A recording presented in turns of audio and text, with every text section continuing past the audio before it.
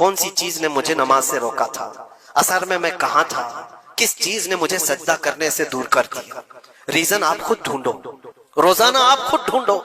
مغرب میں کیوں سر نہیں جھکا پایا میرے رب کی بارگاہ میں؟ کون سی چیز مجھے روکی تھی؟ کیا میں دکان پر بیٹھا تھا؟ تو وہ دنیا ہے جو دھوکا ہے، جو تجھے اللہ سے دور کر رہی ہے۔ یا تم دوستوں کے ساتھ بات چیت میں بیزی ہو گئے تھے، تو یہ دوست شیطان ہیں جنہوں نے تجھے اللہ سے دور کیا تھا۔ یا کوئی اور چیز تھی، موبائل میں بیٹھا تھا، گیم کھیل رہا تھا، یہ وہ دنیا ہے جو تجھے اللہ سے دھوکا دی ہوئی۔ ٹی وی میں بیٹھا تھا، میچ میں بیٹھا تھا، کھیل کود میں تھا۔ یہ ساری چیزوں کا ریزن آپ خود ڈھونڈو۔ یہ عبادتوں سے کون ہے جو مجھے دور کیا ہے؟ اللہ کریم کی بارگاہ میں سر جھکانے سے کون سی چیزیں روک رہی ہے؟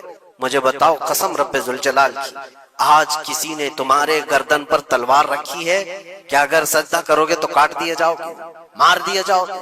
کسی نے تم کو نیزہ دکھا کر کہا کہ مسجد جاؤ گے تو گھونپ دیا جائے گا؟ کوئی چیز نہیں ہے۔ تمہارا نفس ہے جو تمہیں دور کیا ہوا ہے، تمہاری اپنی وہ چیزیں ہیں جن کو تم دل سے لگائے ہوئے ہو۔ اللہ کریم کی بارگاہ میں آنے کے لیے جو اہمیت تمہیں دینا چاہیے وہ دوسروں کو اہمیت دینے لگ گئے۔ اسی لیے ایک بزرگ نے کیا خوب کہا تھا، وہ اپنے مرید کی دکان میں گئے، بہت بزی شیڈول تھا اس مرید کا، دکان میں اتنے گاہک ہوتے تھے، بھیڑ ہمیشہ، وقت ہی نہیں ملتا تھا بیچارے، لیکن پیر صاحب آئے ہیں دکان میں تو عزت و احترام ہونی چاہیے۔ اپنے مرشد کو اس نے بلایا، کرسی پر بٹھایا، بہت دیر تک وہ اس کی دکان میں پڑھتے رہے، بیٹھے رہے۔ وہ بھی خوش باش تھا، پیر صاحب آئے پڑھے تو اور برکت، اور اس کو وقت ہی نہیں ہے۔ تھوڑی دیر کے بعد پیر و مرشد نے اس کے دکان کی چیزیں اٹھا کر کے جو ڈبے وغیرہ تھے سونگنے لگے، یہ سونگا وہ سونگا۔ اس مرید نے پوچھا حضور یہ آپ کیا کر رہے ہیں، کیا سونگ رہے ہیں؟